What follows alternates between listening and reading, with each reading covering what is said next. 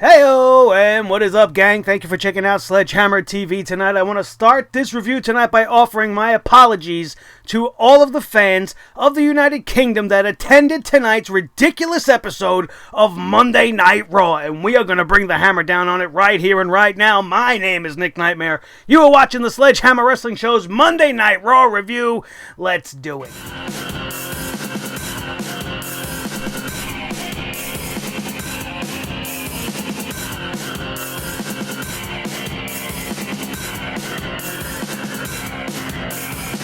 Sledgehammer Wrestling Show.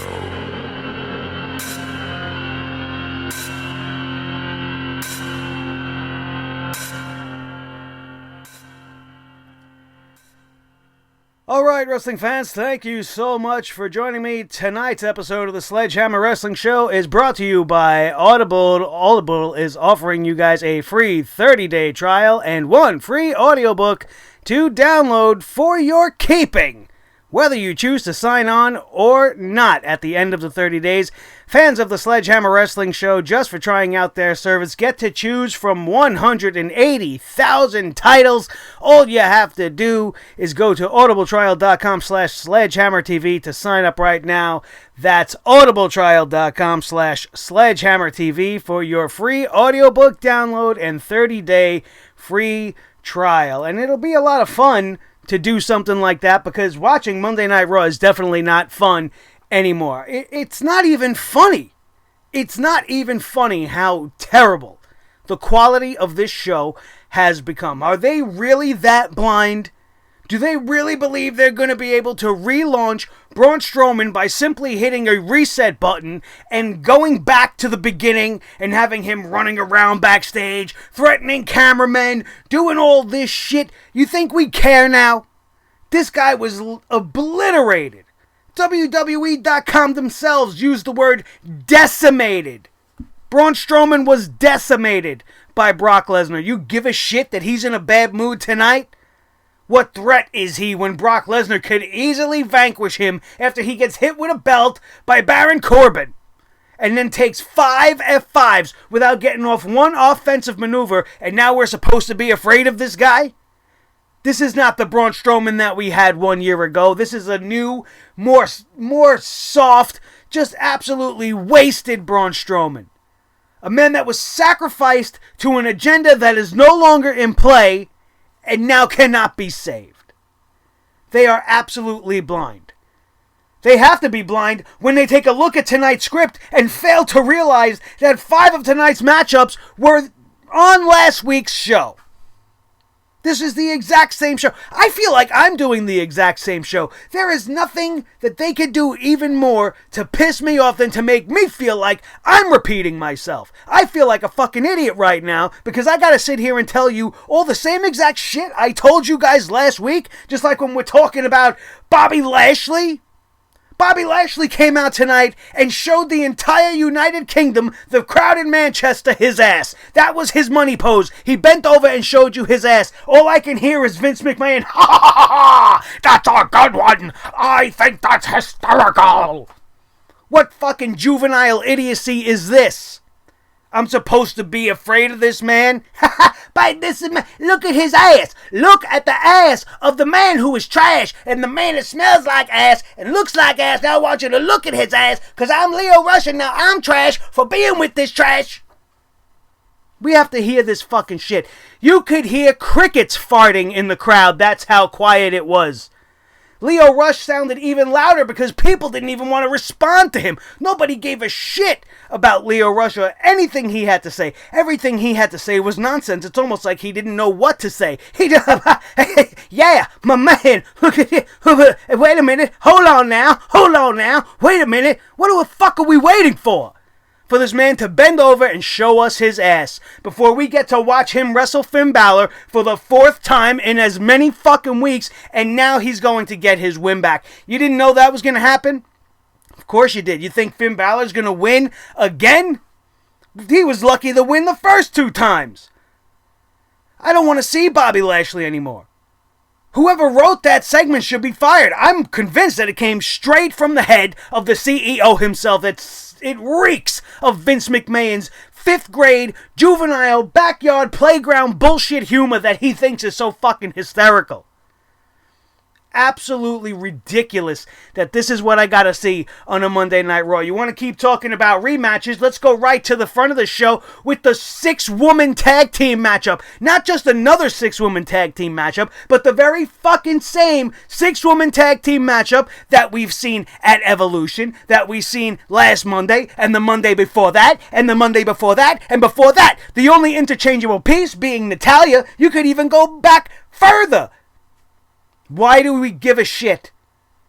This is an evolution, right? We're in the midst of an evolution. This is the best you got. You want to qualify girls for Survivor Series. You're going to do 3 in 1 match? You still got 2 weeks to go. You could have had a couple of interesting singles matches. We could have had Sasha Banks versus Ruby Riott. We could have had Natalya versus Sarah Logan. And you could have had Bayley versus Liv Morgan. 3 matchups. 3 matchups for the women on Monday Night Raw. Instead of giving us a fucking stupid squash match of Ember Moon again to have Nia Jax come out there and put me to sleep.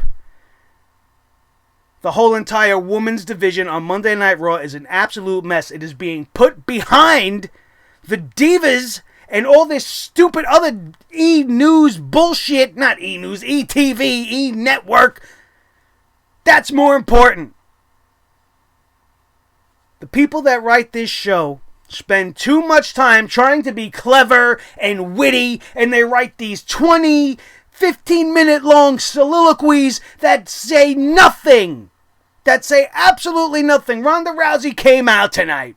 Ronda Rousey came out and struggled her way through a promo. She finally got a little bit comfortable in it towards the end, but I don't believe. For some reason, I don't believe in the character of Ronda Rousey. It's just so forced. It's so forced and so phony and so fake, and some of the shit that she's saying just doesn't seem like it's something that Ronda Rousey would be saying. Oh, Becky Lynch, she's so great. I'm all for that. Yeah, blah. She was so nervous at the start of this thing. She's trying to not forget her lines. You could see her struggling to remember, pausing awkwardly at times, taking weird breaths, walking around the ring. All forced. All forced. Everything just too much dialogue. Way too much dialogue. Was there any reason that Nia Jax had to come out and say fucking anything at all? Before Ronda Rousey leaves the ring, Nia Jax comes out. I'm not like most girls. Nobody gives a shit. She comes out smiling like she's got Finn Balor disease. She's smiling. She's all happy to see the champ. She should be coming out there grilling. Doesn't matter whether you're babyface or heel. You're getting a shot at the championship. You should be taking things seriously. This is serious fucking business. No, we're going to come out. Oh, I'm just so happy. I'm next. Don't worry about Survivor Series. I'm next. Blah. Did you give 2 shits? Was it absolutely necessary? And then Nia Jax has got to stand in the ring while Ember Moon comes out. And then we got to girl up for 4 minutes. Girl up. What is this? I'm all for it when it's, to support a cause like Connor's Cure or Susan B. Komen, G. Komen, whatever it is. You got to do what you got to do to raise money for these foundations so that we can help find a cure for these diseases that are fucking people's lives up. What is this girl up? What is this? I just feel like these little niche groups and this girl up thing, it's Stephanie McMahon just throwing this book. Did they make this shit up? Did WWE create this girl up? What is it, like a clever play on the phrase man up? We're gonna girl up? We gotta be girls?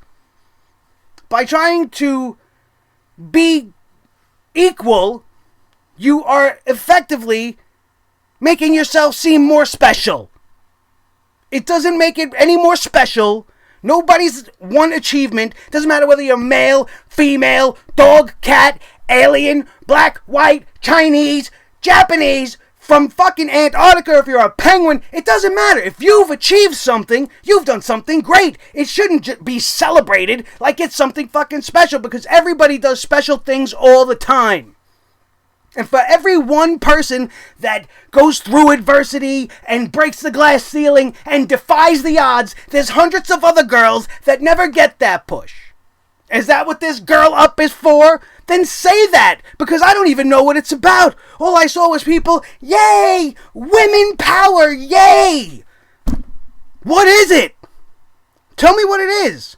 Then maybe I'll give a shit about it. Is it really empowering anybody? Or is it just more WWE fluff bullshit?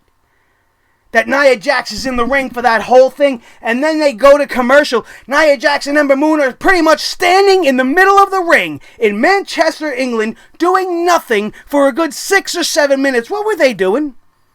While we were watching Girl Up and then all these fucking commercials that we got to see all night long, very aggressive on the commercials tonight. It's clear as fucking day that this company, without Roman Reigns, really has no idea what they're doing. They've lost the golden egg. It's gone rolling down the hill and they can't catch it. And now they're left with nothing, apparently.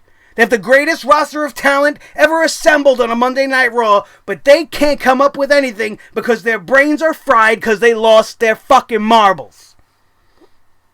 You explain it to me. You think I'm wrong? You tell me right now what was so great about tonight's show. Oh, Elias versus Dolph Ziggler. It was a great match. The crowd made that whole entire segment even greater. It's the only part of Monday Night Raw tonight that I did actually enjoy. It was a good match. What does it mean? It's taken them this long to get Elias to where he is right now. And I question the decision on putting him against Dolph Ziggler tonight. Ice cold, no meaning behind it. Dolph Ziggler coming off a controversial loss for the best in the world competition for the WWE World Cup, and now he's going to lose to Elias Monday Night Raw just 3 days later. But this was the guy that was right in the main event picture, right? He's trying to get his name in the cap for the Universal Championship. He's riding Drew McIntyre's coattails, staying in the top, but he can't beat Elias. It's alright with me. I want to walk with Elias. I'm happy to see Elias getting a push in a positive direction. Definitely coming off better as a babyface with the crowd. You can tell the UK was eating up Elias. They were making up all their own chants throughout the entirety of the match. Elias is a megastar in the making, and just by his reaction tonight, you could see that the WWE dropped the ball on him years ago. He could be one of the biggest, most red-hot commodities in all of professional wrestling right now if they would have been doing shit like this with him from the beginning. What was the most impressive thing about Elias tonight? Was it his cover of Last Dance with Mary Jane with his own little lyrics pertaining to Dolph Ziggler, or was it the fucking match he put on? Definitely at least 4 stars if you want to ask me. I don't give a fuck what Dave Meltzer stars anything, especially after his Evolution star ratings. The man's absolutely off his rocker as well. But this match was fantastic. Probably one of the better matches we've got to see on Monday Night Raw in the last couple of weeks. One of the only different segments of the night. But what does it mean? We'll have to wait and see. Is the WWE just going to drop the ball again like they did with Elias? I fail to get my hopes up. Because every time I start to think, oh, well, we're going to start to go in an interesting direction, they end up letting me down. Just like this whole entire show was a letdown tonight. An absolute embarrassment to the sport of professional wrestling. It's an embarrassment to creative writers everywhere. Absolute nonsense. All night long. Blah, blah, blah, blah, blah. Too much talking. Baron Corbin running around the arena trying to escape from Braun Strowman, and then eventually does, and he leaves. The one thing that I hate the most about that whole entire thing is that the entire opening segment was 20 minutes of Baron Corbin talking shit, trying to make his Survivor Series team, putting Braun Strowman on the team, Braun Strowman coming out, right, causing chaos. Kurt Angle was coming out as well. He puts himself in a match with Baron Corbin. The winner gets to be the captain of the Survivor Series team. And then we don't even get that match. That whole 20-minute segment was to book the main event of tonight's show, and then they changed it halfway through and put Drew McIntyre in there against Kurt Angle. Drew McIntyre versus Kurt Angle? For what fucking reason is this happening? Just because Baron Corbin says so? I'm over this show. Nothing that happened makes sense. Kurt Angle didn't look any better tonight than he looked on Friday at the Crown Jewel. And what an embarrassment. Whoever wrote or planned this segment, I don't give a shit who says what on social media. This was an embarrassment. Sure, it's fine that Drew McIntyre got the win, but to have him flat out embarrass Kurt Angle and have him tap out to his own move is just something going just a little bit over the lines, I think. It doesn't matter. If Drew McIntyre would have beat him, Kurt Angle could suffer the loss. It wouldn't do anything to him, but to have him tap out, this is Kurt Angle tapping out to his own move being applied on him by somebody who's never, to my fucking knowledge, ever used an ankle lock. So how efficient could it be? He didn't put any work in on Kurt Angle's leg throughout the entirety of the match, so him tapping out to an ankle lock applied by Drew McIntyre makes absolutely no sense. I don't mind Drew McIntyre hitting the Angle Slam, but Kurt Angle, if he was not going to win that matchup, should have lost by some shady means. At the very least, maybe Dolph Ziggler could have came out and tried to give the assist to his buddy. Something. No, we get Kurt Angle tapping out to his own move. And then Corey Graves wants the last two words of Monday Night Raw tonight to be how humiliating, how apropos. I wonder if he wasn't talking about the show in its entirety and not just about Kurt Angle. And now they're going to make this a thing? They're going to go along with this? Oh, what an embarrassment it was for Angle. Why aren't you looking at this show as an embarrassment? Time for a shake-up, I think. It's funny to me that while I'm watching the show, I'm looking on social media and I see an ad on Twitter from the WWE. Apparently they're hiring creative writers. Can you blame them? Can you blame them? They obviously maybe need help because this show is just an absolute shitstorm. And I know some of you might be thinking, oh, Nick, you should apply for that, right? Oh, I definitely forwarded it to JD. I'm like, bro, you got to go save us, right? I would never take that job. They could be knocking down my door right now. Nick Nightmare, please, we've been listening to your show, bro. You got to come save us in the WWE. I'm going to tell them to take their job and go stick it up their ass because I would have my IQ lowered by 100,000 points just by being in the same room of the creative fucking geniuses that write this garbage.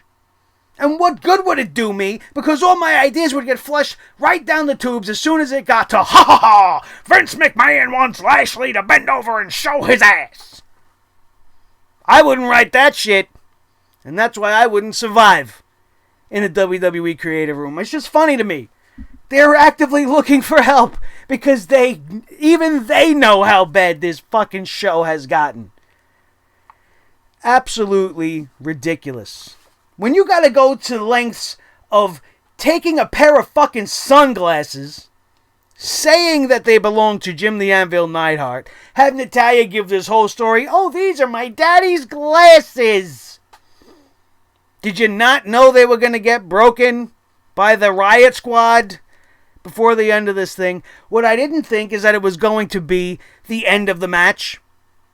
But this whole entire scenario shows you what is wrong with the state of WWE creative right now. Because again, instead of focusing on wrestling, sure, you're giving us the same match for the 500th time, but instead of letting the girls go out there and wrestle, they have to sell this story of Ruby breaking the glasses and Natalya becoming so overcome with grief and struggling to portray this because she's a terrible actress, crying on Monday Night Raw.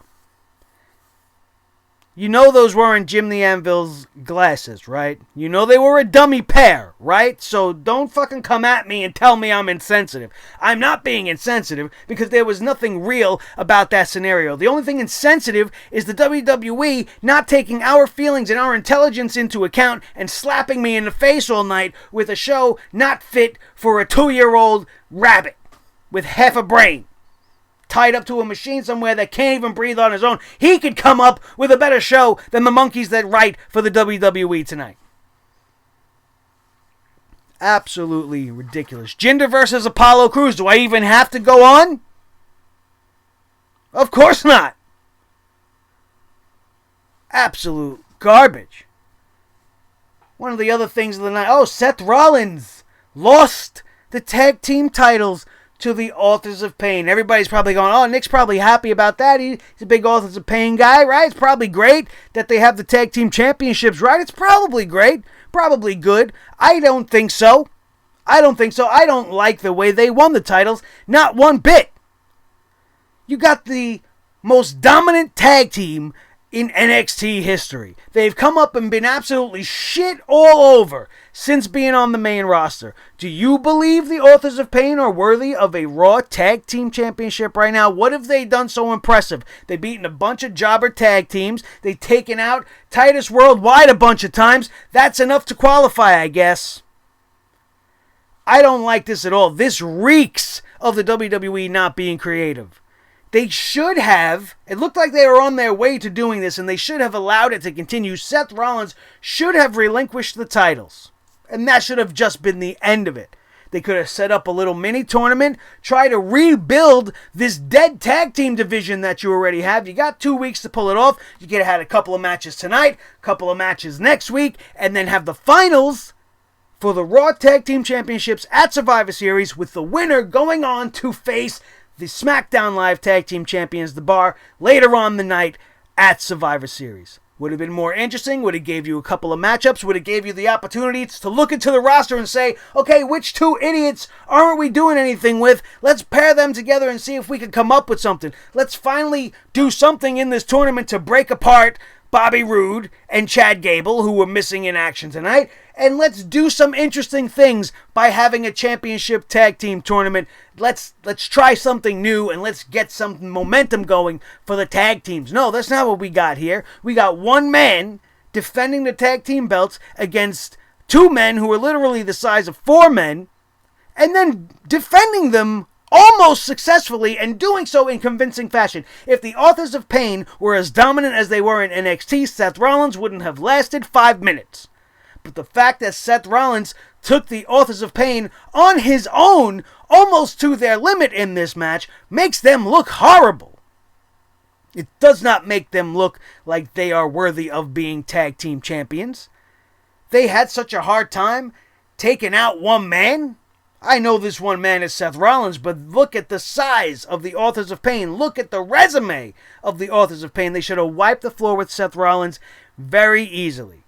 And then you could have had Dean Ambrose come out and do the whole entire same thing, rub it in his face. You could have shown him sitting in the arena, watching with a bag of popcorn, enjoying the beatdown of Seth Rollins, instead of making it such a competitive match. Didn't make sense to me. Doesn't really make the Authors of Pain look that great, if you ask me. And now they're the tag team champions of a division that has nobody to challenge them. Who's next in line? The Revival, who just got beat by the Lucha dumbasses? Or are they next in line? You want to see the Lucha House Party versus AOP? Who else is there? The fucking B team? We're going to go back to that shit? Come on. There was a better way to do this. It was not the way they did it tonight. Seth Rollins looked fucking fantastic, and that's part of the problem. The guy continues to be the all-star of Monday Night Raw, is immediately removed out of the whole Shield scenario, and look at what we're getting out of Seth Rollins. Just next level type matches. He's definitely the top talent on Monday Night Raw right now. The whole entire show should be being built and modified around Seth Rollins. But instead, the guy is being made to lose cleanly.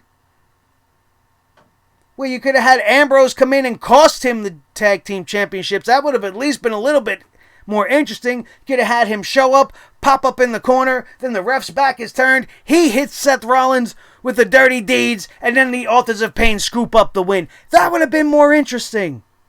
Would have got more heat underneath Dean Ambrose if that's what you wanted to do, instead of having him come out and go, you want to know why? And then not tell us anything and just continue the assault on an already beaten Seth Rollins. Uncreative, uninspired, uninteresting. We'll just have him defend the championships. Where's little Nicholas at least? At least go back to him. Where's the little guy when you need him? The one that Braun Strowman brought out at fucking WrestleMania. He was busy tonight. There's no school tomorrow. It's election day. At least he could have stayed out and fucking partied with everybody. Call Little Nicholas, you need to fill in. Whole roster of guys in the back couldn't come up with something more interesting than just handing Seth Rollins a loss. Are you okay with that? I'm not. Obviously, I'm not. We'll have to see where we go. This is a fluke win by the Authors of Pain, the AOP. Drake Maverick overreacting like a manager would, I guess. Can't get too down on it. I just don't understand it. This whole entire show was just fucking ridiculous. Where else? Where am I going here now from here? This show's got me all wrapped up. I don't even know where I'm at. We talked about everything here and there. Bobby Lashley versus Finn Balor was a fucking joke. Nia Jax versus Ember Moon was a fucking joke. Ronda Rousey struggling through another over-scripted promo was a joke. Big fucking clown, shit-eating grin on her face. And then by the end of the thing, she wants to turn heel for the 100th time.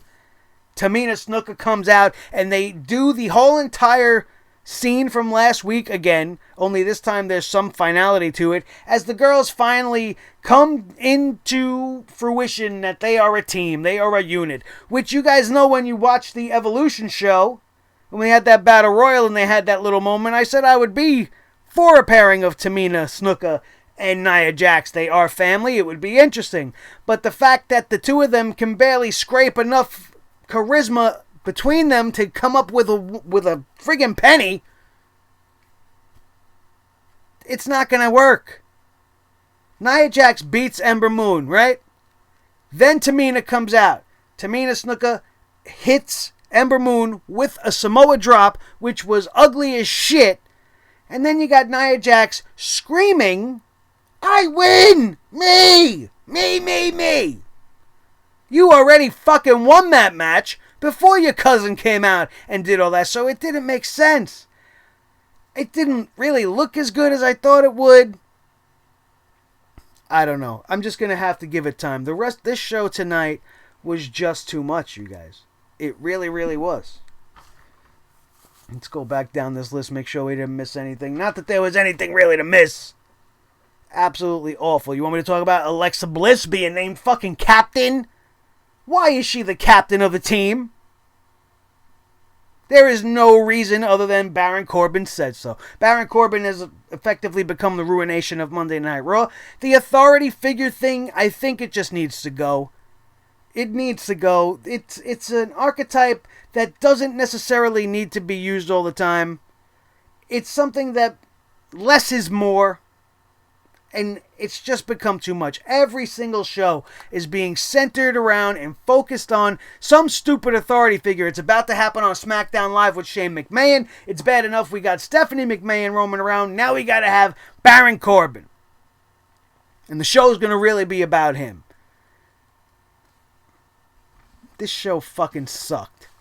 Absolutely sucked. I don't even want to talk about it anymore. There's nothing else to talk about. If I missed something that you guys want to know, you can hit me up in the comments below, because this fucking company is a joke. This show is a fucking joke, and I just can't take it anymore. I really can't.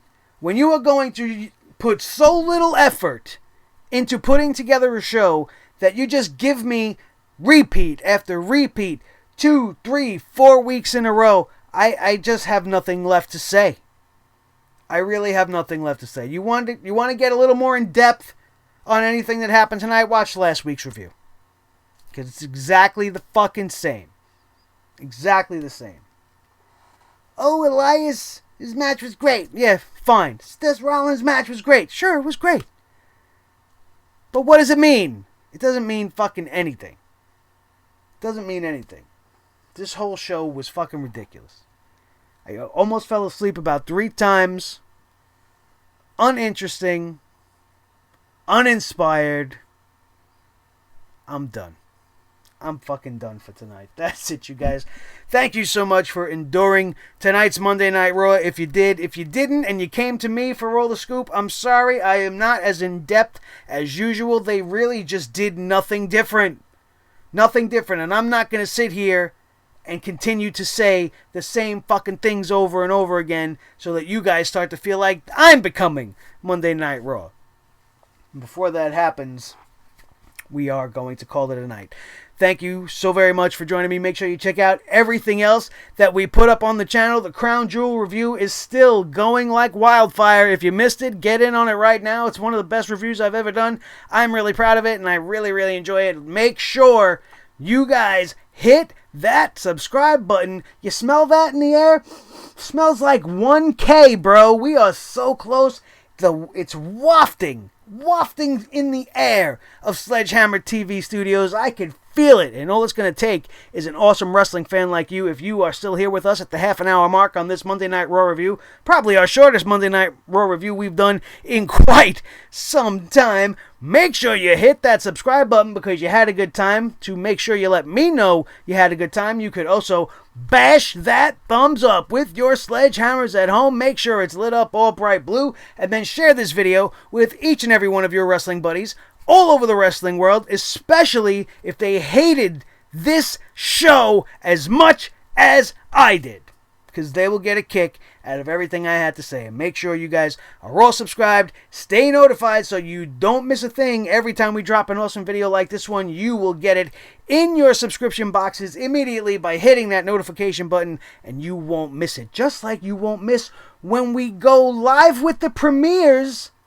after our pay-per-view reviews. You guys, some of you missed out because as I upload the Crown Jewel pay-per-view, I debut it and premiere it live, which means I am in that chat room with you guys, and all of you guys that have been there know how much fun we've been having talking about the show while we are listening to your new favorite wrestling show on all of YouTube, and that is right here on Sledgehammer TV, none other than the Sledgehammer Wrestling Show. My name is Nick Nightmare. This is my team, Thor the Sledgehammer, the official Sledgehammer of the Sledgehammer Wrestling Show and the Wrestling God of Thunder. His tag team partner, the World Heavyweight Champion of all the microphones in all the world, Mr. Blue the Snowball. Thank you guys, as always, for being with us here today. That, my friends, is going to do it, and we are out of here, and we will see you next time right here on the Sledgehammer Wrestling Show. Audible.